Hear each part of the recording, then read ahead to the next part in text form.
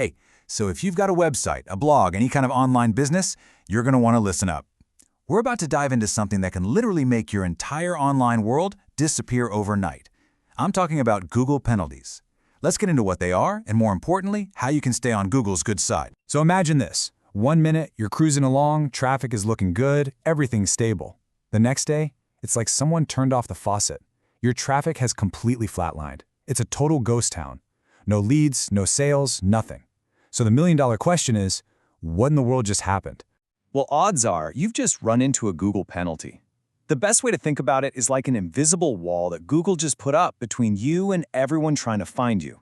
They're out there searching, but Google is now actively hiding you from them. So what is it technically? A Google penalty is a straight-up punishment for not playing by the rules. See, Google has this rule book called the Webmaster Guidelines, and if you violate it, they can either tank your rankings or, in the worst-case scenario, just remove you from their search results completely. Poof, you're gone. And if you're thinking, oh, that's probably super rare, think again. Google's web spam team dishes out over 400,000 manual penalties every single month. And that number doesn't even touch the millions of sites that get hit by automatic, algorithm-based penalties. This is a very, very real risk. Okay, so to really get a handle on this, you've got to know what you're up against. Penalties basically come in two flavors. You've got the ones given out by a real person, and then you have the ones triggered by a machine. First up, you have manual penalties. This is exactly what it sounds like. A human being at Google physically looked at your website and said, yep, they're breaking the rules. Then you have algorithmic penalties. These happen automatically when Google rolls out a big update. You might have heard of Penguin or Panda, and its system decides your site just isn't up to snuff anymore. Figuring out which one hit you is absolutely key, because how you recover is totally different for each. So how do you avoid this whole mess to begin with? Let's go through the absolute biggest SEO sins that'll get you into trouble. This is pretty much your essential checklist of what not to do. All right, let's start with a big one. Do not buy links. I know it's tempting. You pay some service that has a private blog network or a PBN, and boom, instant authority. The problem is, Google is ridiculously good at spotting these fake blog neighborhoods. They can track them down and delist the whole network, and your website right along with it. Another old-school trick that'll get you in hot water is keyword stuffing. This is when you just cram your main keyword into a page over and over and over until it sounds like you swallowed a thesaurus and the whole thing is unreadable. To Google's modern algorithm, this is a massive, blinking red light that you're trying to cheat the system.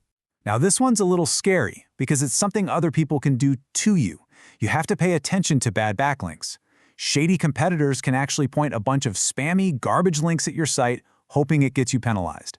It's called negative SEO. That's why you have to regularly check who's linking to you and use Google's disavow tool to say, hey, these aren't mine. I don't want anything to do with them. And if there's one thing Google is obsessed with, it's user trust. That's why sneaky mobile redirects are such a huge no-no. This is where you show desktop users one site, but then you automatically send your mobile visitors to a completely different, usually awful, website. Google sees that as pure deception.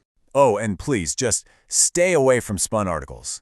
This is when you take someone else's article, run it through software that just swaps out some words with synonyms and call it new content. Google's systems are way too smart for that. They can spot this from a mile away. It's basically plagiarism by robot, and the content is always, always terrible. And remember, it's a two-way street. You can get in just as much trouble for selling links as you can for buying them. So maybe you've worked really hard. You've built up a great site with high authority. People will start offering you money to put a link on your site. Don't do it. If Google catches on, they'll just label your site a link farm, and all that effort you put in could be gone. This is a big one. Don't even think about cloaking. Cloaking is when you show one thing to the Google search bots, but you show something completely different to your human visitors. It's like wearing two different masks. It's considered one of the absolute worst things you can do in Google's eyes. And finally, an oldie but a baddie, hidden text. It's hard to believe people still try this, but they do. This is where you load up a page with keywords, but you make the text the same color as the background so people can't see it. Here's the thing. Google's algorithm sees everything on the page, visible or not. It stopped falling for that trick a very, very long time ago. Okay, so what if it's too late? What if the worst has happened and you've already been hit with a penalty? First, don't panic. There is a path back, but you have to be really methodical about it. Let's walk through the steps. All right, it's a 3-step process. Step 1, you have to play detective and figure out what happened. You do this in Google Search Console. Look for a report called Manual Actions. If you see something there, you have your answer. If it's empty, you are probably hit by an algorithm update. Step 2, you clean house. You have to fix everything. Be ruthless. Get rid of those bad links. Rewrite that thin content. Fix every single violation. And finally, step 3, if it was a manual penalty, you have to appeal. You actually submit what's called a reconsideration request, where you explain to Google exactly what went wrong and everything you did to fix it. You know, after hearing all those rules and warnings and don'ts, it's easy to feel a little overwhelmed. But honestly, all of this can be boiled down to one single, really powerful idea. This is the one principle that trumps everything else. Here it is. It's this simple. Create content for people, not for Google. It's that easy. If you make your #1 focus providing real value and a genuinely good experience for your human visitors, you will almost always, by default, be doing exactly what Google wants to see. It is your ultimate defense against penalties. So what does that actually look like in practice? It means you're earning natural backlinks because your content is so good that other people want to share it. It means you make sure your site is fast, easy to use, and works great on a phone. And most of all, it means you write for your audience. You solve their problems. You answer their questions. You make their lives easier or more entertaining. So I'll leave you with this question to chew on. Take a really honest look at your website, at your entire marketing strategy.